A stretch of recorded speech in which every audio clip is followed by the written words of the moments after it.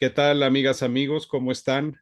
Bienvenidas y bienvenidos a este espacio, a Dos Voces, este podcast semanal que hacemos mi querido compañero y amigo José María Álvarez y un servidor, Ricardo Marcos.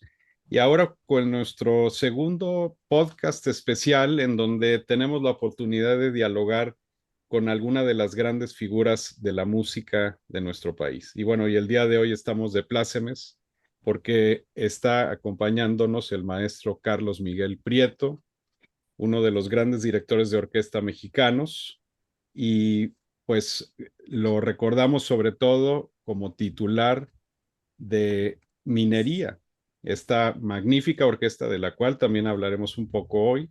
Pero bueno, antes que nada, bienvenido, maestro Carlos, amigos, José María también. Gracias. Bienvenido, Carlos. Gracias, un gusto estar aquí.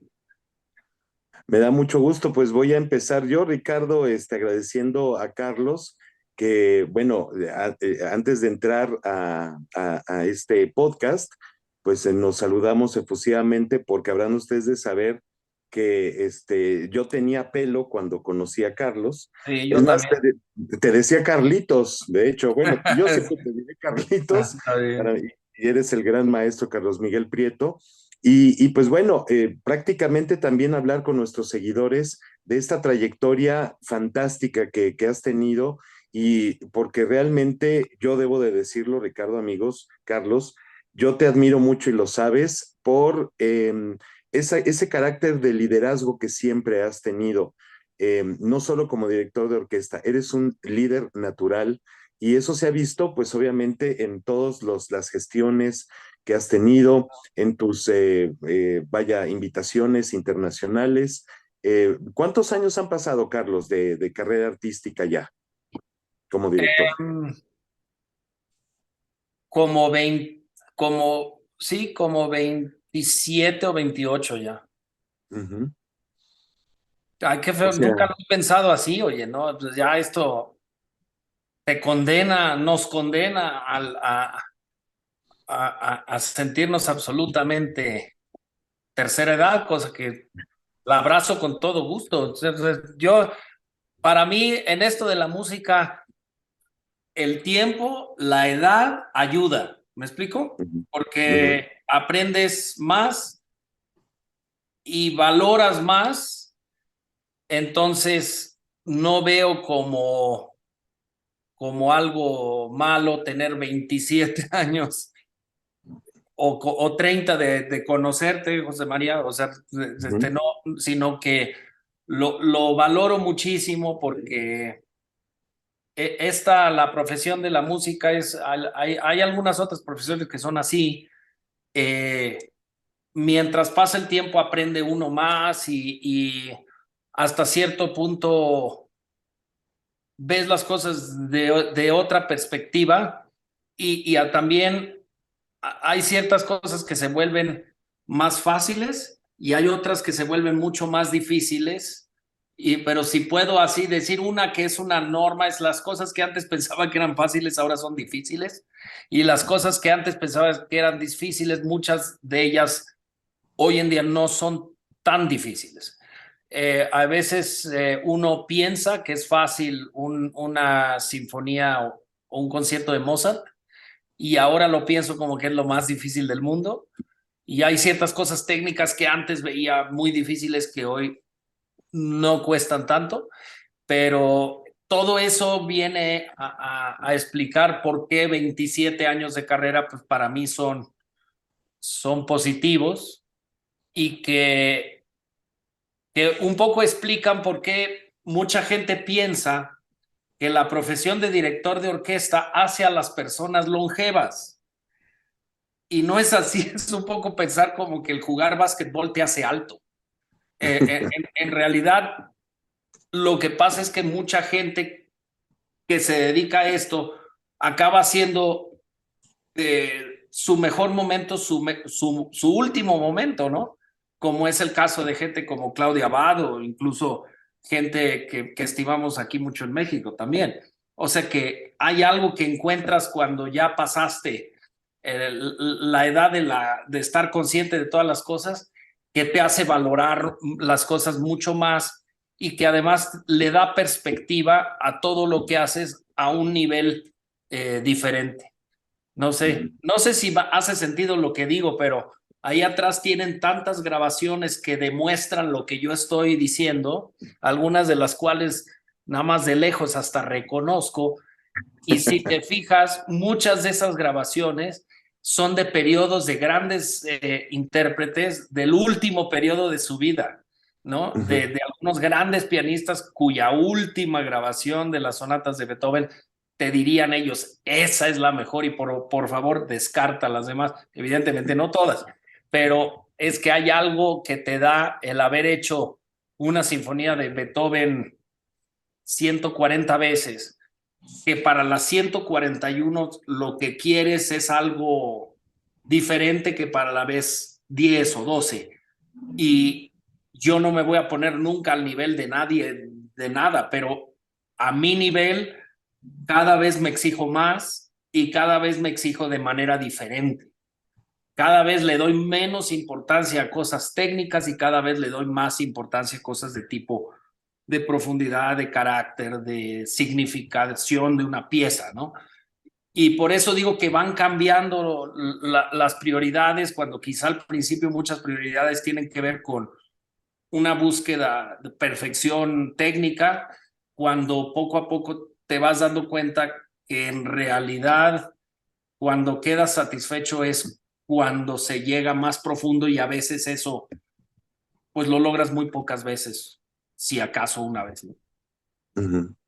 Ricardo. Ya que inicias con esa interesante reflexión, Carlos, yo te diría, ¿cuál sería la diferencia principal que escucharíamos quienes a lo mejor te encontraron años atrás siendo uno de los cotitulares de la Filarmónica de la Ciudad de México respecto al Carlos Miguel Prieto, pues que hoy está en North Carolina? Sí, exactamente. Bueno, pero vayamos, sí. Ya te entendí. No. El otro día estuvimos viendo unas fotos en familia y mis hijos, que ahora ya tienen 19, 17 y 13, se quedaron impresionados de que yo cuando empecé a dirigir tenía muchos rizos y mucho pelo. Y entonces piensan, o sea, como que se veía como otra persona. Por eso hice esa broma. Ahí tuvimos un pequeño glitch de la transmisión, pero ahorita regresamos. Sí, se salió un poco del aire. De cualquier forma la podemos... Primera, segunda o tercera vez, con un entusiasmo desbordante sin duda, pero desbordante, pero quizás sin el privilegio de saber que a veces hacer menos es más, o que a veces hay otras maneras de hacer las cosas que con una entrega y una enjundia física que quizá eran parte de la edad y de los nervios. Una cosa que quizá es diferente ahora, pues es que, pues en general estoy haciendo las cosas muchas veces y entonces ya tengo una idea muy mía de lo que quiero, versus que quizá entonces era una idea que no se había madurado adentro de mí, sino afuera de mí. Entonces, en donde podría ser el ideal de una sinfonía de Tchaikovsky, la grabación de Stravinsky, por ejemplo, ¿no? Cuando hoy no la oigo, o sea, no es que no la oigan o la escuche, con gusto lo oigo, pero no lo oigo para aprender qué hacer o qué imitar, sino un poco como interés y admiración y todo lo que tú quieras, pero mi interpretación ya va por mi lado, ¿sí? Ya no estoy guiándome por algo que no es mío. Ahora, sí, para valorar muchas de las cosas que hacía yo al principio y que han seguido siendo parte de mi manera de ser, es que yo nunca le he tenido miedo a nada, ¿sí? O sea, en esas épocas que tú te refieres, pues Jorge Mester me dijo, mira, yo voy a dirigir 14 semanas, tú dirige todas las demás, y, que no podamos tener un director huésped. Y entonces, pues, como no podíamos tener muchos directores huésped, porque en la Filarmónica parece que nunca ha habido dinero, entonces me tocaba dirigir un número, o sea, lo normal es que el titular dirija 14 o 15, el asistente la mitad y esté cubriendo, y él acababa dirigiendo 14 o 15 y yo 23. Y entonces me decía, pues no, ¿sabes qué? Ponte a hacer todas las sinfonías de Mahler que tú quieras. Hice Turangalila, hice sinfonías de Schnittke, locuras, pero con un entusiasmo increíble. Me aficioné a todo tipo de repertorio, trabajando como desesperado, porque esa es una cosa que no ha cambiado. Y eso siempre me ha marcado, o sea, esa curiosidad. Esa curiosidad en realidad viene de familia y es virtud, pero también es un gran problema, porque es decir, que siempre hay algo que hacer y siempre hay algo que aprender, y para mí en la música eso es lo que le da interés. Pero para darte un ejemplo, quizá porque la primera vez, estoy haciendo Don Quijote esta semana con Minería, Don Quijote de Strauss. Cuando yo lo hice con la Filarmónica, ir de principio a final era mi objetivo, ¿no? Y entender cómo hacerle y qué trucos hacer. Y ahora mi objetivo, después del primer examen, después del primer ensayo, que es un examen para mi conciencia, es tomar el Quijote y leer los capítulos a los que se refiere Strauss para poderle dar el carácter a cada uno de esos momentos, que a veces son cosas que si le dices a la orquesta una pequeña cosa, cambia la interpretación. O sea que en vez de decir que esta es una marcha, pues es una procesión de penitentes, en donde Don Quijote, en vez de ver unos penitentes que van cargando una virgen en un día de procesión en España, pues piensa que son unos secuestradores que van cargando a Dulcinea, que la secuestran. Pues eso no lo dice la partitura, pero sí lo dice Don Quijote, y eso sí lo sabía Strauss. Y entonces la manera como tocan los metales esa parte, o la manera como tú lo enfocas, tiene un paso más entre la realidad y la ficción. O sea, Strauss te está contando una historia que a la vez es ficción, ¿sí? O sea, no te está diciendo, estos son unos penitentes, no, te está contando la historia que tú ya sabes que es falso y que además la estás viviendo en la imaginación absolutamente enfermiza de Don Quijote. Enfermiza en un buen sentido, de imaginación. Para mí eso me obsesiona, o sea, tratar de entender a dónde quiere ir un compositor y qué quiere decir. Te das una cantidad de golpes al principio, porque al principio tú crees que sabes, pero la realidad es que conforme vas haciendo, entras en un proceso de duda y de preguntas que te abre un panorama gigantesco, y el camino, ese camino de las dudas es el que poco a poco te va dando eso que podríamos llamar la madurez, que bueno, no es, yo no estoy diciendo que soy maduro, pero soy más maduro que entonces. Y entonces veo diferente una sinfonía como la novena de Mahler, ¿sí? En la última página de la novena de Mahler, yo ya sé mejor de lo que habla por ciertas cosas que estoy viviendo o que he vivido familiarmente o personalmente, o por la misma interpretación que cuando llevas un año de casado o te acabas de casar, no tienes hijos, la vida parece sonreír, ¿no?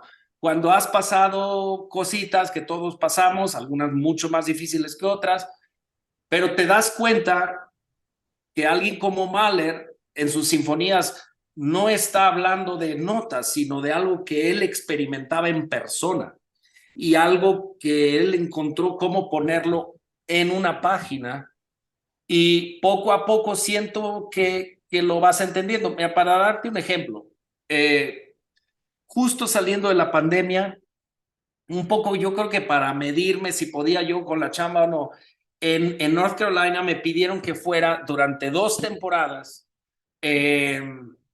Artistic Advisor, ¿no? Entonces, ¿eso qué quiere decir? Pues, o sea, Artistic Advisor quiere decir, no hemos tenido el tiempo de conocerte porque pasó toda esta cosa que acaba de pasar, que llevamos un par de años sin tocar en persona, entonces diséñanos 6 programas, el primer año vas a hacer 3 y el siguiente haces 3 y diséñanos un poco, ayúdanos con audiciones, ayúdanos con la temporada y tú decides qué quieres hacer. Bueno, o sea, no me preguntes por qué, pero inmediatamente saliendo de la pandemia, las obras que a mí se me ocurrieron hacer fueron La Sexta de Tchaikovsky. ¿Por qué? Pues porque creo que lo necesitaba.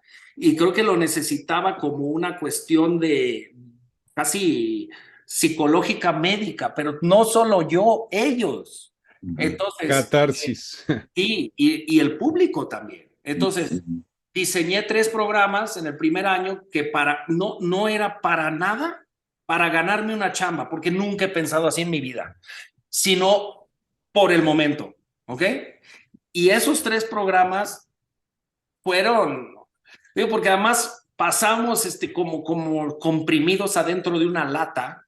Yo digo que los músicos estuvimos como sardinas ahí, cuando en realidad los músicos lo que necesitan es expresar, estuvimos ahí. Entonces, a la hora de salir, pues era una necesidad de expresión y yo lo que trataba era que la orquesta se expresara de la manera más natural y libre y utilizara la música. También tocamos Cuarta de Schumann, Séptima de Sibelius. También no me preguntes por qué, pero obras que para mí significan mucho. También un par de sinfonías de Haydn, siempre le he creído mucho a Haydn, con el sentido del humor, que es tan importante.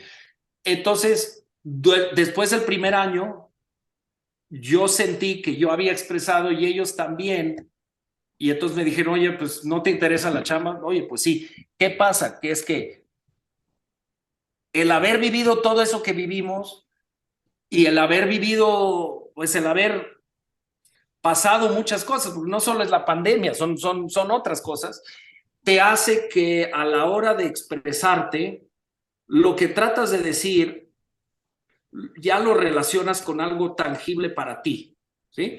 Y ya comunicas de otra manera con los músicos que moviendo desesperadamente las manos y moviéndote mucho. La comunicación es otra, es a veces silenciosa.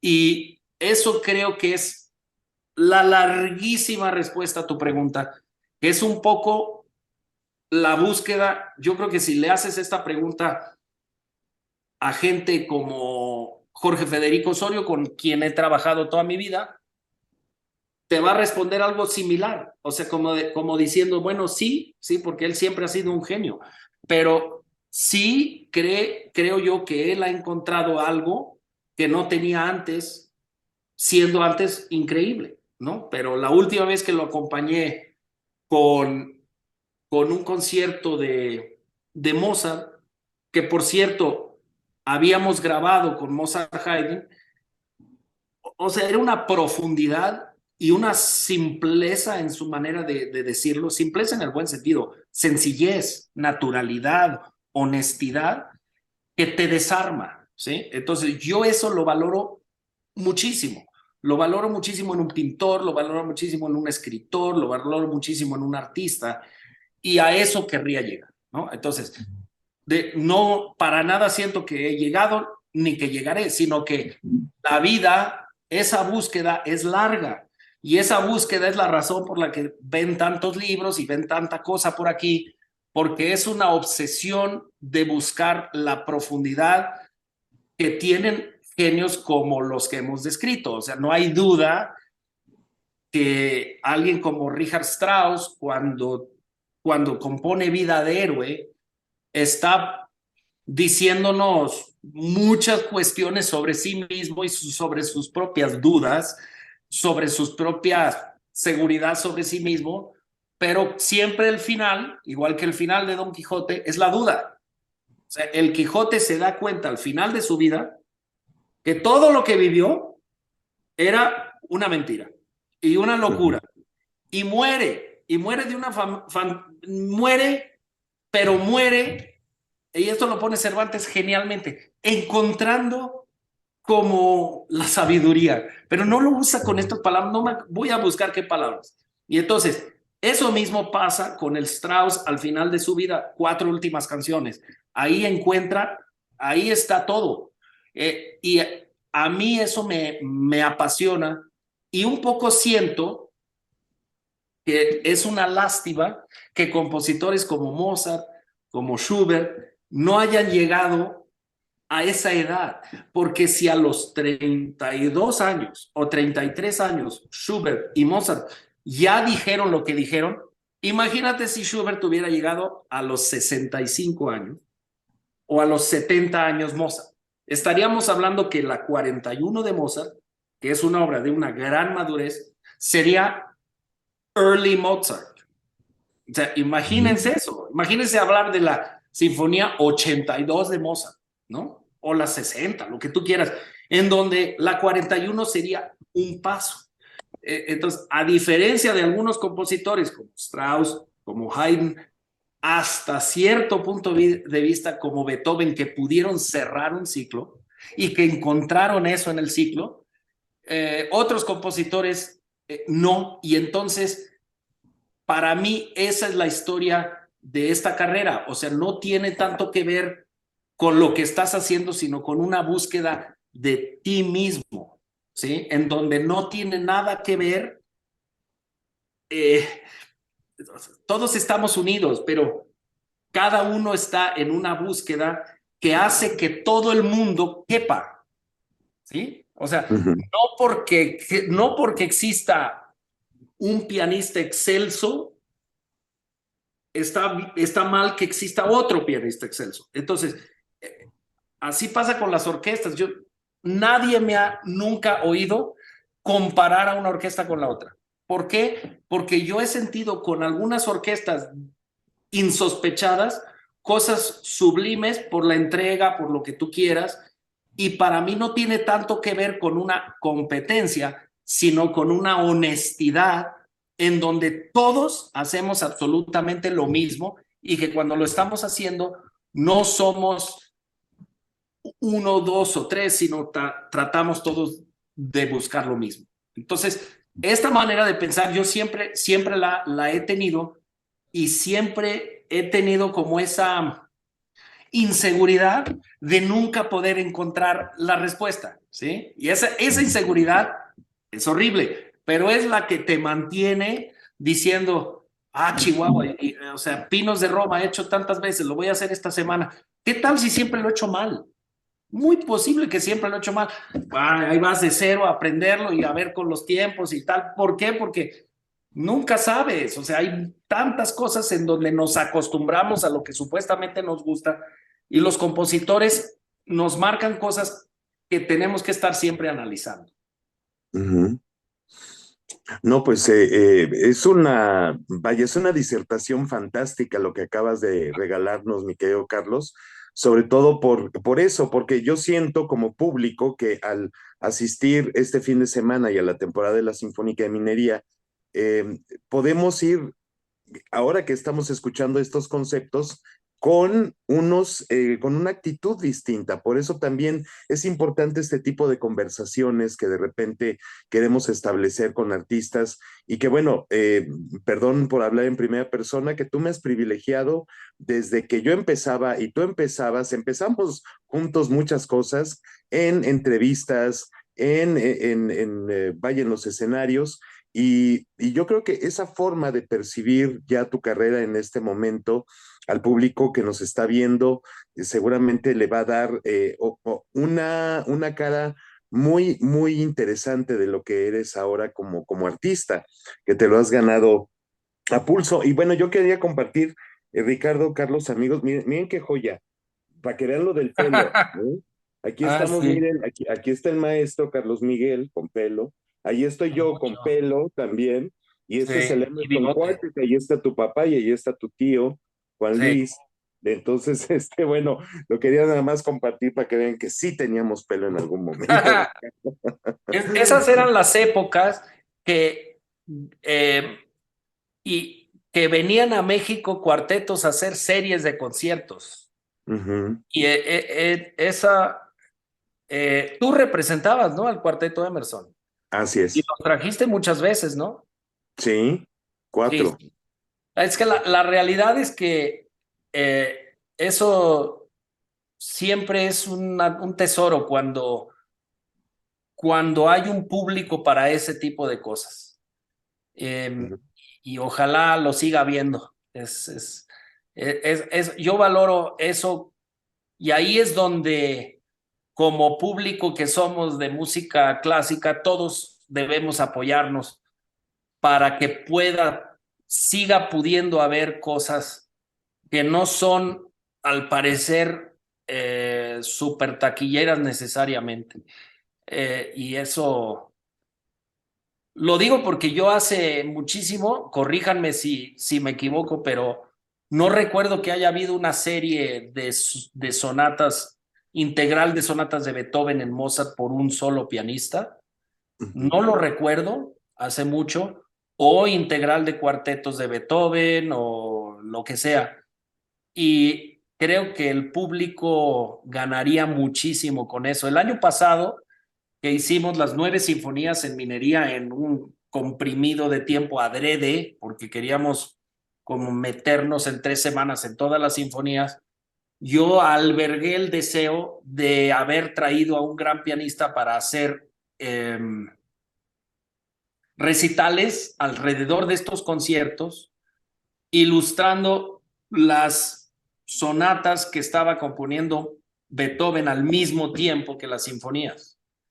Y un poco para enseñarle al público algo muy interesante, que al mismo tiempo que Beethoven estaba escribiendo una sinfonía claramente comprensible como la séptima, estaba ya escribiendo unas sonatas claramente profundas y casi incomprensibles. Es decir, que en lo que son las sonatas y los cuartetos, su lenguaje iba un pasito para adelante o parecía hablar para un público diferente. Ojalá se pueda hacer ese tipo de cosas, porque siento que en México tenemos un público para eso. Siento que tenemos un público muy noble y muy interesado, y que de alguna manera tenemos que organizarnos mejor para presentarle a ese público cosas que serían ya impensables en algunos otros lugares en donde todo tiene que ser la ley del mercado, de lo que vende y no. Ojalá se pueda, ¿no? Porque, por ejemplo, tampoco recuerdo que ninguna orquesta haya hecho todas las sinfonías de Chávez, pues porque le tenemos pavor a que la gente nos aviente tomates con la cuarta o con la sexta o lo que tú quieras, cuando en realidad son obras de que 20 minutos, que es que bien podemos pasar esos 20 minutos y igual y conseguimos algo. Lo digo porque sí siento un preocupante como exceso del repertorio tradicional, más o menos en todas partes, en donde no hay una clara, digamos, un claro apoyo del gobierno. O sea, quizá los únicos sitios en donde no siento eso son algunas orquestas de radio en Inglaterra y en Alemania. Pero como las orquestas cada día tienen que tener más venta de boletos para subsistir, estamos achicándonos el repertorio, y eso es algo que en minería tenemos muy claro, a pesar de que dependemos de la venta de boletos. O sea, bien me encantaría decir que podemos hacer una integral de sinfonías de Nielsen. La realidad es que, si somos honestos, no, porque dependemos de la venta de boletos, o la tendríamos que maquillar con las cosas más taquilleras. Pero en el fondo, si me preguntas a mí, ojalá lleguemos a una situación en donde podemos hacer locuras fantásticas sin dejarnos ahí el pellejo económicamente, ¿no? Eso es bien difícil. En Estados Unidos, te digo francamente, es una discusión en donde ya ya ni siquiera se está haciendo la discusión. O sea, ya se aceptó que hay cosas que son solamente factibles en festivales o si hay algún apoyo especial. Y no olvidemos que en México todavía tenemos un apoyo y que podemos hacer esas cosas. Entonces, eso tiene que ver con cuestiones de repertorio que también a mí me obsesionan porque pues en 8 o 9 semanas en minería tienes que tener un balance entre lo taquillero, entre lo interesante, entre lo nuevo, entre lo viejo, entre lo fácilmente comprensible, lo difícilmente comprensible, y ese balance sobre el cual podemos hablar, no sabes lo difícil que es, y para mí es el arte de programar que es tan difícil. Así es. Antes de que darte la palabra, Ricardo, pues digo, es que lo voy a hablar, nuestra estrella es el maestro Carlos Miguel Prieto en este momento, pero hablando de los ciclos, en 2014 yo traje al Jerusalem Quartet a hacer todos los cuartetos de Shostakovich a Bellas Artes. O sea, precisamente con esa necesidad de que tiene el público y sobre todo los estudiantes de música, los cuerdistas, de esto que estás diciendo, así que bueno. ¿Cómo funcionó? 4 conciertos, localidades agotadas, todo Palacio de Bellas Artes a reventar. Y lo más maravilloso, amigos, es que veías a los chavos con su cello, con su violín, de público, además del público común y corriente que va a los conciertos, veías a los cuerdistas con ganas de oír finalmente en vivo el segundo cuarteto de Shostakovich, el sexto, cosas que casi no se tocan, así que creo que el comentario que hiciste, Carlos, de las sinfonías de Nielsen, seguramente leíste el comentario que hizo Ricardo Marcos en la página de Facebook de Minería, en la cual decía, no, porque digo, estoy bromeando, en el sentido de que una vez Ricardo dijo, pongan las sinfonías de Nielsen, ¿no? Y yo puse, pongan la sinfonía de Corigliano, la primera sinfonía que tú ¿Te acuerdas que estrenaste? esa es de las que hice en la Filarmónica, por cierto? Ajá, sí, sí. O sea, en la Filarmónica hicimos la primera sinfonía de Corigliano y pusimos yo no sé cómo se llaman en español, quilt. Los quilts. Que son un poco como se han vuelto como un símbolo con esa sinfonía. La manta. Las mantas, ¿no? Bueno, es interesante eso, porque, bueno, yo dije Nielsen como pude haber dicho otro, Sibelius incluso, pero sí, claro. Es curioso porque en minería tenemos unas fuerzas contrastantes que, por cierto, están todas adentro del Consejo Consultivo, entonces esas discusiones las tenemos entre los que quieren lo que nunca se oye y entre los que quieren lo que siempre se oye, ¿no? Entonces, yo estoy en medio y para mí el chiste es el sano balance. ¿Qué pasa? ¿Qué pasa? Que resulta que el año pasado, para que les diga cómo está la tarea, el año pasado tuvimos un récord de asistencia, subió arriba del 30% del récord anterior. No me preguntes si fue la pandemia, si son sinfonías de Beethoven, si es lo que sea, pero está esa cifra. Y este año, que es un año mucho más difícil, ya no es el regreso, pues tenemos que tener una aceptable temporada en cuanto a asistencia y que tampoco nos podemos servir con la cuchara grande haciendo cosas que no son taquilleras para el público. Porque ese es como dicen, the elephant in the room, ¿no? O sea, el elefante en el cuarto. El público quiere o le gustaría, mucho público, siempre te dice, oye, ¿por qué no hacen novena de Dvorak y quinta de Tchaikovsky, lo que tú quieras? Mi respuesta siempre es la misma. Mira, para nosotros, la verdad, hacer una temporada de puros hits es como volver las vacaciones más vacaciones, ¿sí? O sea, volver el verano más vacaciones. Tendríamos ensayos más cortos, ensayaremos mucho, pero es diferente la tarea. Entonces, en vez de ver como que no le queremos dar al público lo que quiere, hay que entender ese elefante en el sentido de decir, bueno, sabemos que quieren oír Pinos de Roma, sabemos que quieren oír el bolero de Ravel, ¿sí? Sabemos. Bueno, pues ahí les va una obra nueva de Gabriela Ortiz y ahí les va Don Quijote de Strauss, que algunos seguramente no conocen. Entonces, ese balance es lo que trabajamos en minería. Como siempre, quedamos muy lejos de cumplir las expectativas de nadie, en el sentido de que bueno, pues no podemos hacer lo que queremos en un tiempo limitado. Y además hay una cosa importantísima. Este año en minería es el 45 aniversario y se nos ocurrió que todos los programas, que casi todas las obras, fueran una referencia directa o indirecta a gente que ha sido muy importante en la historia de la orquesta. Es decir, que presidentes, directores titulares, lo que tú quieras.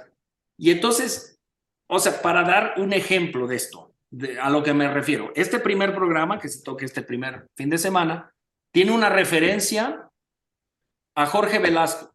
Yo me acuerdo que Jorge Velasco adoraba hacer Pinos de Roma. Y yo le oí Pinos de Roma y era una pieza que le encantaba, pues ahí está. La primera vez que yo oí el bolero fue con Herrera de la Fuente, también con minería. Por eso está ahí. Y Don Quijote forma parte de algo que yo imagino o imaginé de un mundo que es muy querido para uno de nuestros fundadores, el presidente fundador, que fue Javier Jiménez Espriu, a quien le gusta mucho ese tipo de repertorio. Según yo, quizá me equivoco, pero ahí está formado el programa. La última semana está una sinfonía de Mahler porque forma parte de 2 años en donde nos rompimos el lomo, hicimos todo lo relativo a Mahler. Así como lo digo, y no los quiero aburrir más, cada parte de la temporada es un homenaje a gente que ha sido muy importante en el pasado de la orquesta, pero también algo que tiene que ver con lo que queremos que sea el futuro, que es un futuro en donde la orquesta y su comunidad sea mucho más diversa, sea mucho más inclusiva, sea mucho más parte de hoy y que eso incluya todo tipo de lenguaje que no necesariamente es el lenguaje que tradicionalmente se toma en una sala de conciertos. Y ahí abres otra caja de Pandora porque ahí encuentras a gente que todavía te dice que por qué traes a gente como Paquito de Rivera, que no es un músico clásico y tal, salvo que cuando Paquito de Rivera se pone a tocar es un clarinetista que te deja así y que toca Mozart igual que puede tocar una salsa, ¿no? Entonces, todo eso metido en una olla express es lo que son las temporadas de minería, ¿no? Porque en vez de tratar de darle gusto a una persona o a un grupo de personas, lo que tratamos es de hacer un balance y que cada programa tenga una combinación de cosas que le pueden interesar a gente como ustedes dos, que son melómanos y que son expertos, como a gente que viene por primera vez a un concierto. Y para mí ese es un poco el truco de cómo estamos operando, en donde siempre haya alguna manera de jalar público nuevo y al mismo tiempo haya razones para el público melómano de venir a oír a alguien como Asier Polo en Don Quijote, que eso es algo memorable para cualquiera. Ricardo. Pues me parece muy interesante esta línea de diálogo, Carlos, porque el tema de la programación, ¿no? Es algo que lo hemos discutido muchos en muchas ocasiones, ¿no? Los que hemos sido gestores, los que nos ha tocado hacer proyectos musicales o de ópera, etcétera, etcétera. Y me parece que no hay una receta secreta, ¿no? Me llama la atención un poco el tema del balance, que desde mi punto de vista también es como el camino más óptimo en cierta forma y quizá más seguro en el mejor sentido de la palabra, ¿no? Estábamos el otro día hablando de lo que está haciendo Necet Segan en el Metropolitan Opera House, que dijo que en los próximos 5 años van a estrenar, me parece que son 30 óperas nuevas o que no se han tocado en el Met. Y lo que he tomado yo también de comentarios, incluso de propios cantantes, algunos contactos, dicen, pues es una apuesta muy arriesgada, y quién sabe si vaya a salir adelante o no. Porque, y eso me lleva a la reflexión de la formación de públicos, ¿no? Porque también por otro lado, pon tú que lo de Paquito de Rivera, que muchos vamos a decir es un musicazo y yo estoy de acuerdo contigo, nos permitirá el retener al público que vaya a ver Paquito de Rivera para ver la cuarta de Nielsen, que por cierto yo sería de los que dicen, sí se puede ser las 6 de Nielsen, porque son maravillosas y aparte son explosiones de vida, ¿no? Las 6 sinfonías de Nielsen, casi diría yo, si les gusta Beethoven, Nielsen sería la contraparte en el siglo XX, desde mi muy humilde opinión. Y, pero bueno, la realidad es que también es cierto que si no se intenta algo, pues no se logra. No sé qué tanto esté decayendo no el público de la música clásica, que a lo mejor sería un segundo subtema de este bloque de reflexión, porque yo eso lo escucho, lo escuchamos constantemente, y yo tampoco estoy tan seguro de una posición, digamos, negativa o decir, no, en 4 años ya no va a haber nada. No es cierto. O sea, nos acabamos de aventar en Monterrey 3 funciones completas de Carmen, de Bizet. O sea, y el teatro estaba lleno y estaban encantados.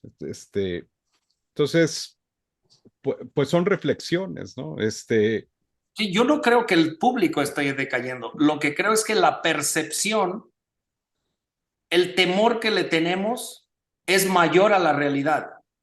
O sea, lo que contó José María de los cuartetos de Shostakovich, seguramente cayó bocas, ¿sí? O sea, seguramente había gente que decía, esto no va a funcionar. Pero todos los que hemos estado en esto tenemos N ejemplos de la obra a la que le temías que se llenó. Y hay veces es que las cosas se llenan por cuestiones de curiosidad de la gente o lo que sea, pero mira, hablamos sobre lo que dices de Nesetzegan. Yo estoy seguro que va a tener éxito. Y quizá el problema no tiene que ver con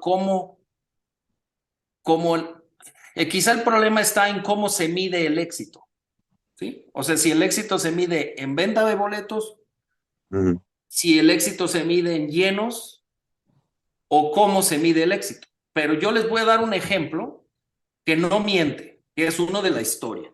Y de una historia antigua, pero bastante reciente.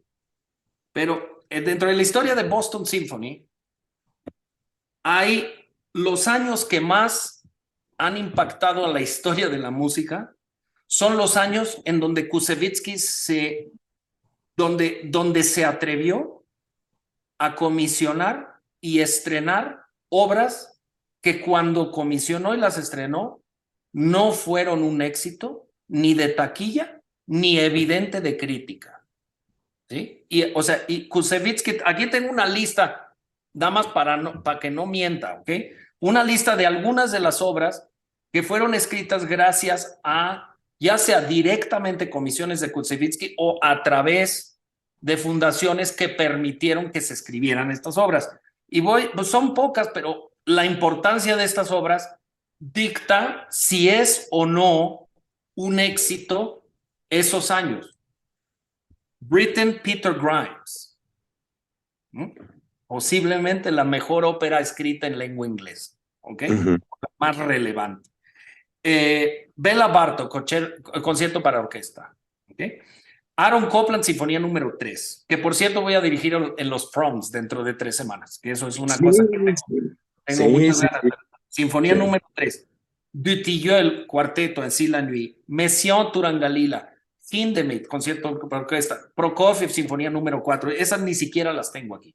Bueno, la lista es grandísima y te diría la gente entonces en Boston que Kusevitsky estaba apostando el futuro de la orquesta y que lo estaba tirando por la borda, porque era cuando la gente vivía en esas casotas en Boston y tal.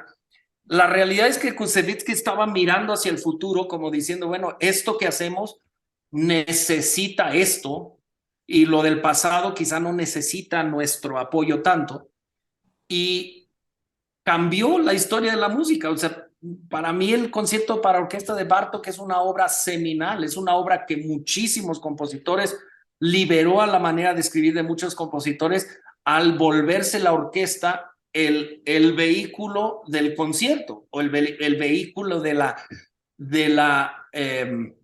virtuosismo. ¿Por qué? Porque se dio cuenta que en los conservatorios había excelentes oboístas, clarinetistas, fagotistas que podían ser solistas sin necesidad de traer a Oistrakh. Entonces, eso que parece ser una cosa similar a la que está haciendo Nesetsega va a tener éxito porque además en Nueva York hay muchísima gente que le va a apoyar en esto. Y entonces, sin saber yo ni siquiera de ese proyecto, ni ser un experto en ese tema de ópera nueva, te aseguro que va a haber gente que va a decir que quiere Bohème y va a tener Bohème, ¿no? Pero para las personas que tengan el privilegio de oír por primera vez una ópera, y varias de las óperas que ya estrenaron son de compositores que casualmente son amigos míos y que es gente que tiene mucho que decir, y se me hace súper relevante, pero súper relevante, pero habla de temas que no son los temas que nos tienen cómodamente sentados en nuestra casa, ¿sí? O sea, si uno acepta que Beethoven, cuando escribió Fidelio, estaba preocupado con la idea de la libertad del ser humano, con ideas muy radicadas en la Revolución Francesa, etcétera, etcétera, lo que quiere decir es que Mozart, Beethoven, no digamos Wagner, gente así, les preocupaba hoy, ¿ok? En vez de celebrar hace 200 años, les preocupaban ideas de hoy.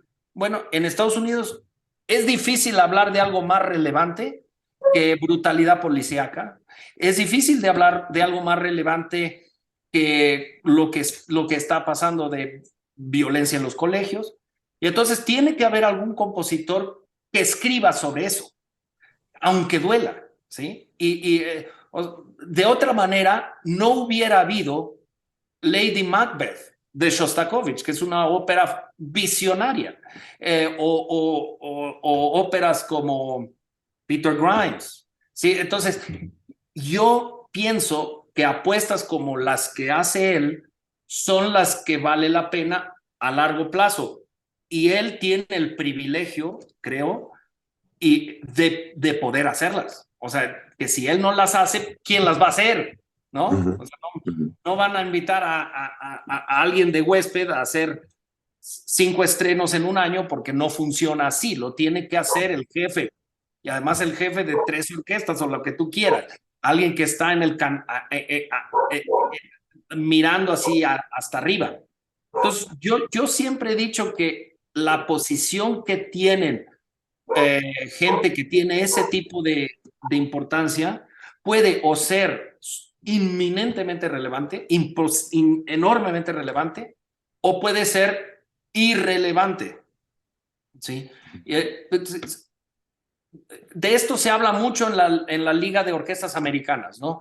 Se habla sobre cuál es el papel del director de una orquesta como la de Boston, ¿no? Y bueno, es que sí es muy interesante, porque la verdad es que alguien con ese nivel de responsabilidad, el cual yo no me estoy quitando en otras cosas en mi pasado o en mi futuro, simplemente yo digo, ese tipo de cosas hay que ser valientes y hay que hacerlas, porque si no las haces tú, no la va a hacer nadie. O sea, yo soy no solo un amante de la música de Corigliano, sino amigo ya personal de él. La primera obra que dirigí en Nueva Orleans fue su concierto de clarinete. Y lo considero genial, genial. ¿Y por qué lo hice? Porque me parece una obra espectacular. 5, 6, 7 años después, había gente que se acordaba de ese concierto de clarinete por la locura que era. ¿Sí? ¿Y qué pasa? Esa gente fue a ese concierto porque era el primer concierto, no era por el Corigliano. Y creo que yo tuve el pequeño acierto de en ese primer concierto decirles, a ver, ahí les va esto, ¿sí? Y mira, lo que acabó pasando, yo les había dicho, le dije a la orquesta, les dije, vamos a hacer 2 obras. Y si quieren, hacemos una que venda boletos y una que no. ¿Cuál quieren que venda boletos? Cuadros de una exposición. Ok, cuadros de una exposición y concierto de clarinete de Corigliano, que es enorme, orquesta enorme, espectacular pieza y profundísima. Yo les dije, miren, nada más que hay que hacerlo en el orden inverso, porque si uno hace Corigliano, después cuadros va a sonar como un cuarteto de cuerdas, o sea, pequeñito. ¿Qué pasa? Nadie te cree, o sea, cree que está diciendo las tonterías típicas de los directores de orquesta y tal. Dicho y hecho, tocamos el concierto de clarinete de Corigliano, solista espectacular, que era Stanley Drucker, para quien le escribió eso. Tenía 80 y tantos años y todavía una fuerza de la naturaleza. Tocamos cuadros y cuadros parecía un divertimento después de eso. Entonces, sí hay que confiar en los genios. O sea, y cuando hablo en los genios es en los genios tipo Corigliano, tipo gente que hay alrededor de nosotros que tiene algo que decir. Y si no confiamos en ellos, no se puede hacer. Hace poco hicieron un estreno, el amigo mío que le escribió a Metropolitan se llama Terence Blanchard. Yo lo conocí en Nueva Orleans como trompetista y ya ha escrito varias cosas y un estreno, por cierto, que tuvo mucha controversia, como cualquier cosa que tenga algo que decir diferente, pero fue el tipo de controversia que llenó el teatro. ¿Sí? Ese tipo de controversia también le conviene al Metropolitan. O sea, está un sitio que hace tantas óperas al año y que tantísimas veces atrae a gente tan bien vestida, se puede dar el lujo de hacer algo loco que además le va a interesar a la gente porque la gente puede presumir. Yo fui al estreno anoche de esta obra que ellos no le entendieron, pero yo sí. Y eso le da, ¿no? Lo que dicen los actores, que hablen de mí, bien o mal, no importa, que hablen de mí. Y yo le auguro suerte, le auguro éxito a Yannick. No lo sabía que que lo estaba haciendo, pero ahorita mismo que termine, me pongo a investigar. Muy bien, Carlos. Oye, pues genial. Y la verdad, creo que es momento, Ricardo, Carlos, de que nos cuentes esta temporada de 45 aniversario de la Sinfónica de Minería. Que bueno, pues te han tocado ya varios aniversarios porque ya tienes pues varios años junto con la orquesta. Y pues bueno, ya nos dijiste el primer programa que tiene Los Pinos de Roma, la obra de Gabriela Ortiz. Asier Polo toca Don Quijote de Strauss. ¿Y qué es lo más bueno? Porque ya nos dijiste el final también, que es la resurrección de Mahler, y que también yo considero, como tú has dicho, como ese respiro después de estos años tan terribles de pandemia que hemos vivido. Yo creo que es como la luz de esperanza. La luz de esperanza es toda la temporada, además, que siempre ha sido celebratoria, ¿no? De Mira, minería. o sea, la primera semana que es esta, tiene una obra que es estreno para la orquesta. Yo ya tuve la oportunidad de hacerla con eh, con la Sinfónica con San Francisco Symphony, que se llama Caullumari, de Gabriela Ortiz, que es una obra muy interesante, básicamente hecha sobre una melodía de origen huichol, que habla del ciervo azul, que es un personaje casi mitológico y muy importante para los huicholes. Después, Don Quijote de Strauss, que es este poema sinfónico en donde Strauss hace homenaje a un héroe ficticio con Asier Polo. Después, Pinos de Roma, que no necesita mucha presentación, y el bolero de Ravel, como haciendo contraparte Caullumari, porque Caullumari está escrito de la misma manera del bolero. En la siguiente semana, porque yo siempre he querido hacer Don Quijote y Vida de Héroe juntos, porque Strauss los escribió para hacer en el mismo concierto. Cosa imposible en realidad dentro de cómo funcionamos hoy, pero sí los puedes hacer en 2 semanas seguidas. Y la semana próxima va Vida de Héroe,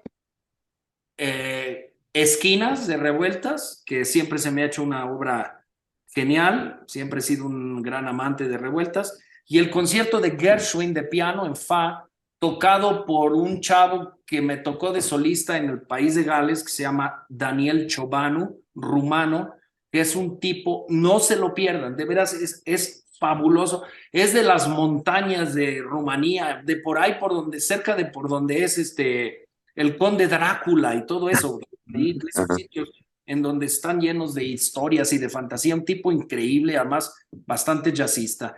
Ese es el segundo programa. El tercer programa se las trae porque tiene como obra, como la obra, digamos, conservadora, La consagración de la primavera. Ha sido parte de la historia de la orquesta desde el principio. Curiosamente se ha hecho como cada 4 años, ¿no? Y hay gente que me dice, ¿por qué se hace cada rato la consagración de la primavera? Mira lo que es, ¿no? O sea, es como diciendo a alguien que estudia matemáticas, pues, ¿por qué tengo que hacerle caso a Einstein, ¿no? Entonces, un poco, para mí es imposible un regreso en grande sin la consagración de la primavera.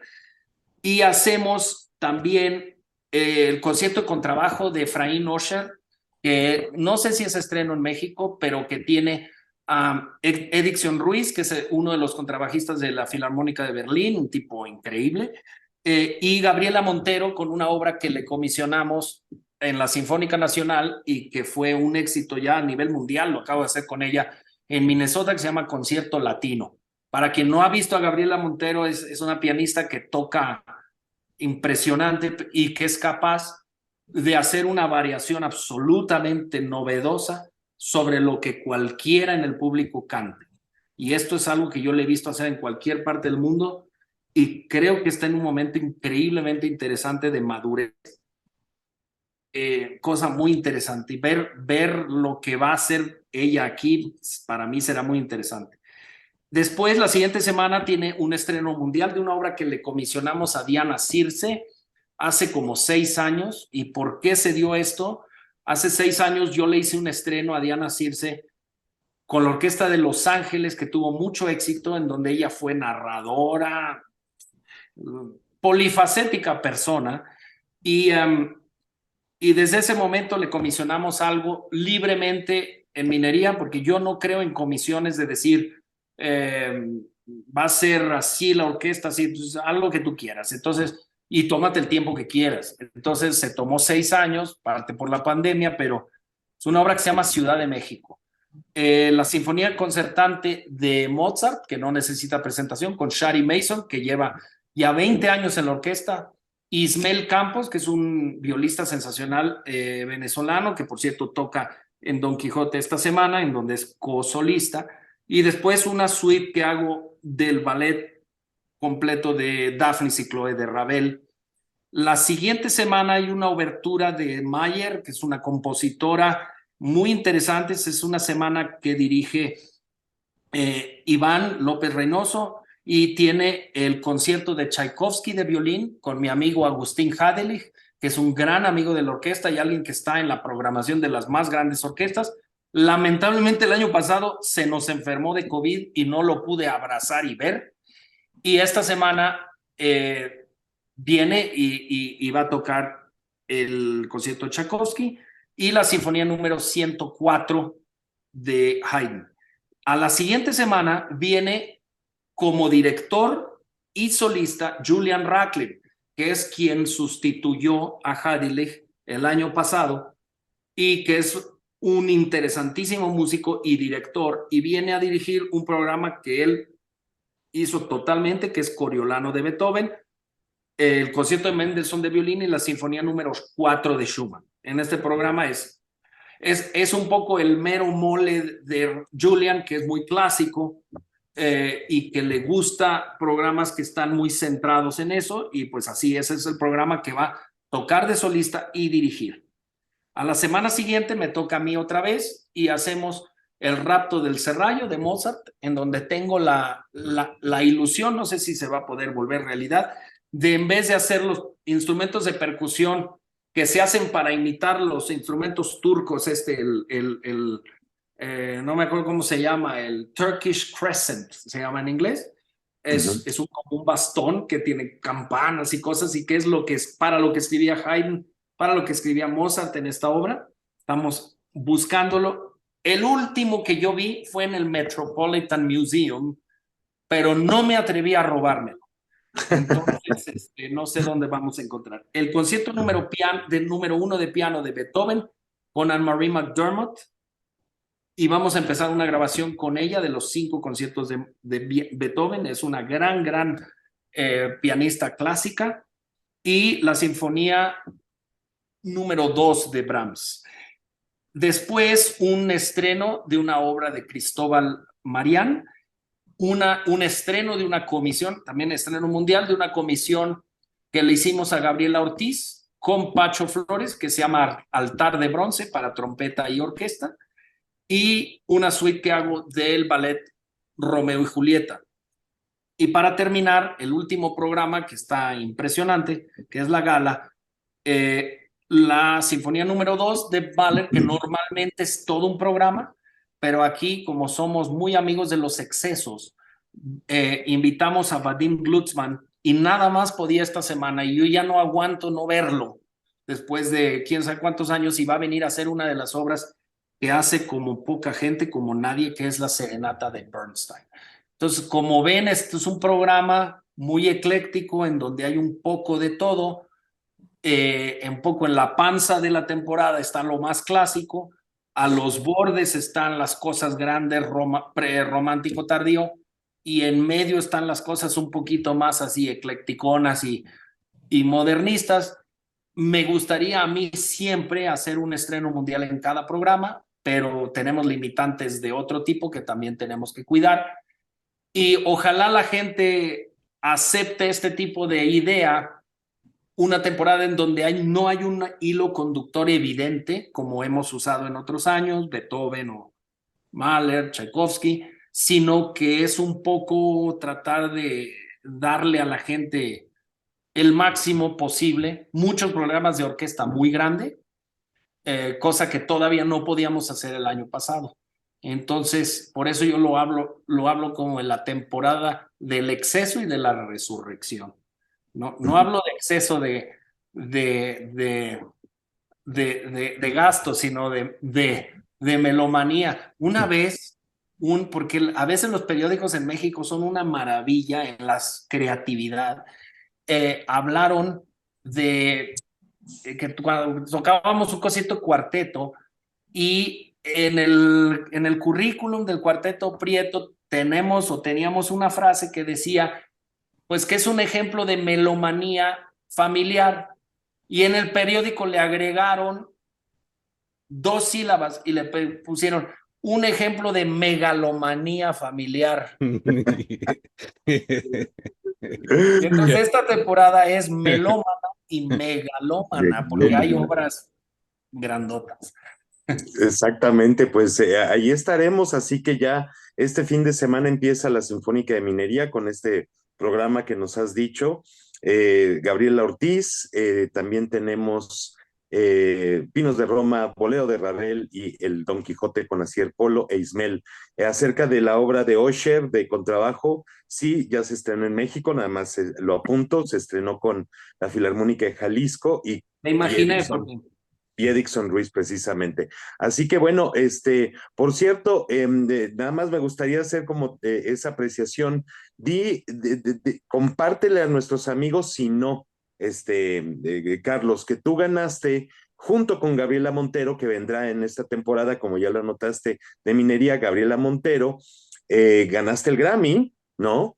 Y dile, si no, a la gente, ¿quién te mandó un correo diciéndote, ganaste el Grammy, Carlos?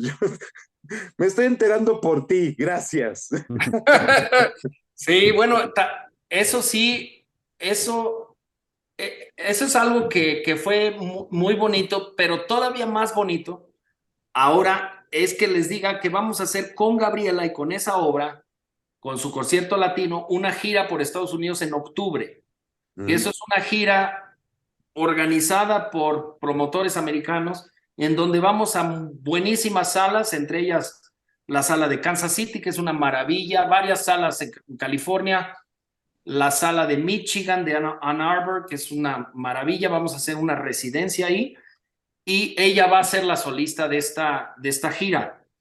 Además de eso, el año próximo, dentro de exactamente un año, menos una semana, o sea, la última semana de junio, la Orquesta Sinfónica de Minería ha sido invitada como una de las orquestas residentes del Festival Bravo Vail, que está sucediendo ahora, que tiene como orquestas residentes hoy la de Nueva York, Filadelfia y Dallas, y St. Martin in the Fields. El año próximo, en vez de St. Martin in the Fields, va a Minería y vamos con un programa, vamos con 3 programas, uno con Pacho Flores y el concierto de Arturo Márquez, creo, que comisionamos y grabamos, y otro con Pablo Sáenz Villegas, que es guitarrista sensacional, y el último, que es un concierto clásico con Anne-Marie McDermott, que es, por cierto, la directora del festival. La Orquesta de Minería, creo que a través de trabajar bien y con solistas interesantes y de grabar, está haciendo bastante ruido en lugares como en Estados Unidos, y creo que esta gira va a ser un hito para la orquesta, porque la orquesta nunca había salido de México como tal. Las orquestas que han salido de México son muchas y son las orquestas establecidas, pero la Orquesta de Minería en ese sentido siempre había sido una orquesta mucho más local. Algo que me da mucho gusto es que hemos ido expandiendo nuestro público. Ahora tuvimos un concierto el viernes pasado en Cuernavaca que se llenó. Estamos tratando de de crear un público en la nueva sala de la Náhuac. Eso es difícil porque todavía no tienen estacionamiento y ya sabes, las salas hay que ir formando el público. Hemos ido a León con mucho éxito, hemos ido a muchos diferentes sitios. Para mí un poco el sueño es que la Orquesta de Minería sea una orquesta que salga bastante y que pueda tocar allende las fronteras de la Ciudad de México. Pero bueno, en lo que se refiere a la temporada de verano, la Sala Nezahualcóyotl es nuestra casa.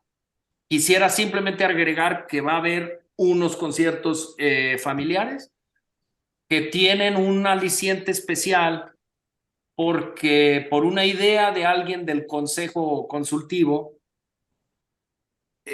hubo petición de varios padres de familia que nos han seguido todos los años de volver estos conciertos un poquito más didácticos y menos de relajo, ¿no? Y como parte de lo didáctico, presentar, o sea, que los chavos, los niños entiendan a la orquesta. Por eso vamos a hacer la guía orquestal de Britten, pero que también tengan la oportunidad de oír en vivo el Huapango de Moncayo, que nunca habíamos hecho en un concierto familiar, un poco como suponiendo que la gente ya está harta, pero para que la gente esté harta de algo lo tiene que oír, y muchos chavos nunca han oído el Huapango, ¿sí? Y entonces, y menos en vivo.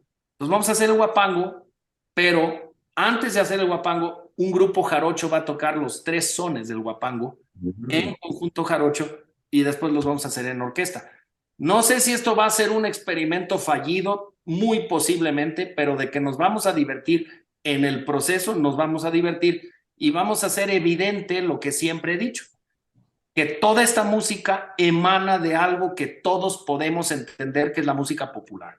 El Huapango de Moncayo no es una excepción, es algo que nos llena profundamente de orgullo, pero que sale de música que se toca en eventos especiales y en eventos muy naturales, como pueden ser eventos en la Huasteca, ¿no? Entonces, eso es un poco lo que vamos a querer hacer en los conciertos familiares. Lo digo porque hay público muchas veces para eso. En septiembre haremos una temporada de conciertos mexicanos. En octubre, antes de irnos de gira, vamos a hacer el mismo programa en la Sala Nezahualcóyotl, esperamos, y en diciembre los conciertos navideños, que ya son como de cajón de Minería. Ya los mareé a todos, ¿ok? Para nada. Ricardo, ¿algo más? No, agradecerte, maestro Carlos Prieto, Carlos Miguel Prieto. Bueno, ya estaba nombrando también a tu padre, que tú sabes que acá en Monterrey lo queremos mucho. Aparte, tengo el gusto de conocerlo. Le mandamos un abrazo con todo cariño. Y pues gracias también por esta gran oportunidad de dialogar y además dialogar a profundidad. O sea, cuando tenemos interlocutores de esta calidad y de esta oportunidad de tocar temas de la música, a veces filosóficos, a veces que tienen que ver también con la praxis de la música, etcétera, etcétera, pues es maravilloso. Así que en lo que a mí me respecta, un gran agradecimiento por este momento y que seguramente nuestras amigas y amigos de A Dos Voces lo han disfrutado. Yo tengo dos preguntas para ti que me llevan así como que, primero, esa grabación que tienes de Cluitens atrás, ¿de qué es? Es, Esa. Beethoven, ¿no? ese es el box set de todas sus grabaciones. Wow. O sea, es la caja con todas las grabaciones que hizo para EMI. O sea, todas, hasta las de en monoaurales de los 1940 hasta su última grabación que es como de 1962, no, 65. Que Dos ahora la años sacó antes de Warner, morir, ¿no? sí. La sacó Warner. Bueno, No, Erato. Sí. Segunda pregunta. Ahí tienes el Grove, ¿no? Sí, acá. Sí. ¿Qué es el personaje que está sentado sobre sobre uno de los libros? Ah, este de acá. Ese. Este es Mozart. Es una marioneta de Mozart que me regalaron de Salzburgo, sí. Y Tengo ahí dos está. preguntas más y son mucho más importantes. ¿Tigres o rayados? Tigres. Que quede claro aquí, Tigres. Pero tú no le ¿Sabes que vas el a los último Tigres. Aunque yo le voy al Cruz Azul. Igual que yo. Lo Eso yo siento. también. Bueno, mira, te perdono tu falta de sabiduría por irle al Cruz Azul. Pero la última pregunta, La última. ¿a cuántos grados están? El día de hoy estamos nada más a 38 grados, ya refrescó afortunadamente, ya no en los 43 de la semana pasada. Y aquí nos quejamos. Aquí nos quejamos porque estamos a 28. Oh, bueno. Sí. Qué bárbaro. No, estuvimos a 34, Carlos, por favor, eso sí, para esta ciudad tan Pero contaminada. pregúntale a Ricardo, 34 en Monterrey, sacan el abrigo. Sí, por te voy a decir supuesto. algo, Carlos, finalmente ya nos conocíamos porque yo fui presidente de Conarte y cuando llevaste la Filarmónica de las Américas Sí. allá, fuimos de las instituciones que apoyamos y por cierto fue un conciertazo, ¿eh? O sea, yo creo que así nunca, o sea, llevaba mucho tiempo sin realmente disfrutar algo, porque además esa labor que también la has hecho, ya no la platicamos en esta ocasión, pero como dicen, hay que dejar algo para la siguiente. Sí. Me parece fenomenal porque son talentos de Latinoamérica o de América más bien, porque también hay estadounidenses, canadienses, si mal no recuerdo, pero un quehacer musical de tal espontaneidad, con el sombrero de tres picos, el maravilloso concierto de Beethoven, o sea, fue una noche mágica y al final con todo este melage, ¿no? Esta fiesta americana en donde se aventaban palomazos, solos, excepcional, o sea, realmente... En ese concierto, Ajá. yo le dije al público que me daba muchísimo gusto estar en una ciudad que tenía un excelente equipo de fútbol. Y entonces hice así, ¿no? Entonces, eso, digo, para las personas que no sepan de Monterrey, eso quiere decir que yo le voy a los Rayados del Monterrey en vez de los Tigres.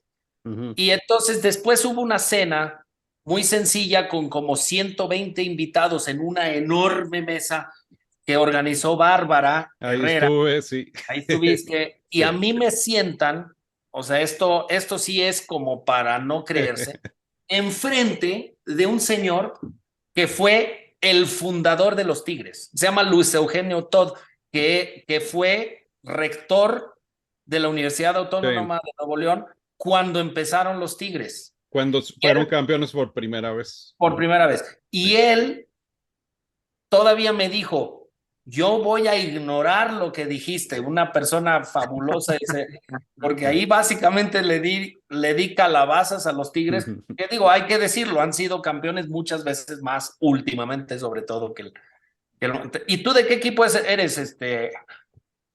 O sea, yo no sé si tú, José María, le vas a algún equipo. ¿Sí le vas al Cruz Azul? El Cruz Azul, de ¿Ah, toda sí? la vida. Lo siento mucho, lo siento No. mucho. Pero bueno, O y sea, eres hablando de como yo, le fútbol, vas al Cruz Azul aunque gane. aunque Sí. gane, exactamente, por supuesto. Sí, yo Pero también soy mira, Cruz Azulino de toda la vida. claro, y mira, de memorias de fútbol, Carlos juega al fútbol. Alguna vez que yo fui a visitar a su papá a casa, me dijo, abrió la puerta ¿quién? Carlitos, y me dijo, no ha llegado mi papá, pásale, ¿te gusta jugar el fútbol? Y nos fuimos. Se nos congeló. Se nos congeló por, seguramente por la friega futbolística que le dieron. Pero bueno, esperemos que ahorita, Ya, ya ahí estoy, está, ahí está. A ya ver estoy. si te quedaste ¿entraste? Ajá. ¿Entré a dónde? ¿A tu casa? Sí. Ujú. Sí, entré a tu casa y entonces me dijiste, no ha llegado, aquí hay una pelota, ¿te gusta jugar a la pelota? Y entonces me pateas la pelota, yo te la pateaba de regreso y eso, y gritabas gol y no sé cuánta cosa, y así nos encontró tu papá, jugando a la pelota, ¿verdad?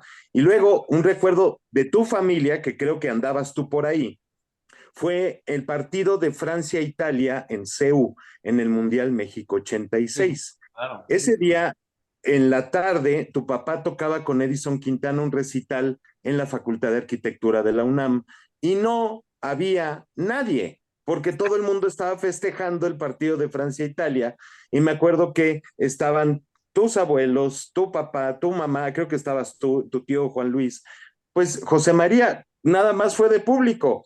Así que pues, vente a la casa, lo tocamos en la casa y tocaron Edison y tu papá allí en casa todo el recital. O sea que hay muchas memorias. Juega también tenis, Carlos Miguel Prieto. ¿Todavía juegas tenis? Ahí está. Sí, sí, Entonces, sí. No tanto como uh-huh, antes, pero sí. Ahora lo que soy es soy aficionado a todos los deportes para verlos. Y uh-huh. y estoy empezando a jugar golf, pero soy tan malo, que no, o sea, soy de las personas que cuenta solamente cuando le pega la pelota, ¿sí? Uh-huh. Entonces, hace poco tiré como 79 en 9 hoyos, Uh-huh. y eso fue sin contar todas las veces que pifié. Cosa que para las personas que juegan golf eso es como no está bien, pero ya estoy entendiendo. No, bueno, pues tú sí sabes lo bueno. Eso no lo tienes porque estoy yo o No, porque no, soy gran aficionado a los Santos de Nueva Orleans. No me dejará mentir José María. qué Ah, sí, barbaridad. No, sí, hombre, sí, sí, sí, sí. ¿qué te puedo contar? Esa es parte de mi vida y Sí. sí, no. Pues, Increíble. pues muy bien, Tenemos que tener otra sesión ya, en donde sí, ya dejemos lo de la música y ajá, hablemos de cosas importantes. me parece muy bien. Por favor, exactamente, claro que sí. Bueno, Unas palabras, José María, ya para cerrar, sí. pues nada, a mí me da mucho gusto, sobre todo porque sí, Carlos, nos conocemos, tenemos prácticamente la misma edad, yo soy más grande que Carlos Miguel, sí lo tengo que decir, unos cuantos meses nada más, pero vaya, el aprecio que le tengo a esa familia, que te tengo a ti, a tu esposa, en fin, es una cantidad de memorias que se me vienen a la cabeza. Te agradezco. Ahorita que dijiste la guía orquestal, yo hice contigo. ¿Cuántas veces hicimos la guía orquestal? Muchas Sí. veces. El show de directores que hacía cuando tú me invitabas a los conciertos de niños también. En fin, muchas cosas que son muy hermosas y que yo siempre voy a atesorar. No solo jugar a la pelota tú y yo en el jardín de casa de tus padres, pero pues muchas gracias, Carlos. Ya de lo último me acuerdo, cuando hiciste esa sinfonía de Corigliano, ¿quién te dio el contacto de la Manta México? ¿quién te dio el teléfono de la casa de Corigliano, que vivía en West End, en Nueva York? Te dije, por alguna cosa que no me preguntes, yo tengo el teléfono de Corigliano, háblale. Así que bueno, Carlos, ya sabes que... Oye, ¿cuántas entrevistas en Radio ¿Cuántas? Red? O sea, fueron impresionantes. ¿Te acuerdas que hablaba la viuda de Blas Galindo? Sí, claro, hablaba la viuda de Blas Sí. Galindo. Y Alguna, o sea, como que hablaba o sea, no, yo guardo un recuerdo increíble, porque además como que es parte de la historia, todas esas entrevistas y Andrés Tapia también nos hablaba todos los programas para reclamar y para... Sí, claro, en fin. Bueno, Pues no muy, tiene otra profesión más que hacer eso, Carlos. De hecho, Ricardo, tengo que decirte que uno de esas entrevistas en Radio Red se me ocurrió, o no sé a quién se le ocurrió, que dijeron, ahora que vamos a entrar al aire, que entre Carlos y que digan que a mí me acaban de correr y que él es el nuevo conductor del programa. Y la gente empezó a hablar, ¡ay, qué buena elección! ¡Qué bueno que se va a quedar el maestro Carlos Miguel! Sí, encantador. Así que bueno, pues muchas cosas y ya las seguiremos rememorando en otra ocasión, querido Carlos. Quisiéramos agradecer también a Greta Shelley el contacto para hacer esta entrevista precisamente con Carlos Miguel Prieto. Y pues bueno, Carlos, muchas gracias verdaderamente por esta conversación y esperamos se repita próximamente. Gracias a ambos y de veras lo digo en serio, yo feliz, la pasé tan bien y además rememorando cosas tan fantásticas que estoy a sus órdenes cuando quieran y para hablar de lo que quieran. Amigas, ¿Okay? amigos. Excelente, Carlos. Amigas, amigos, los esperamos la siguiente semana con más de la mejor música o en algún otro programa o podcast especial. Hasta pronto. Gracias.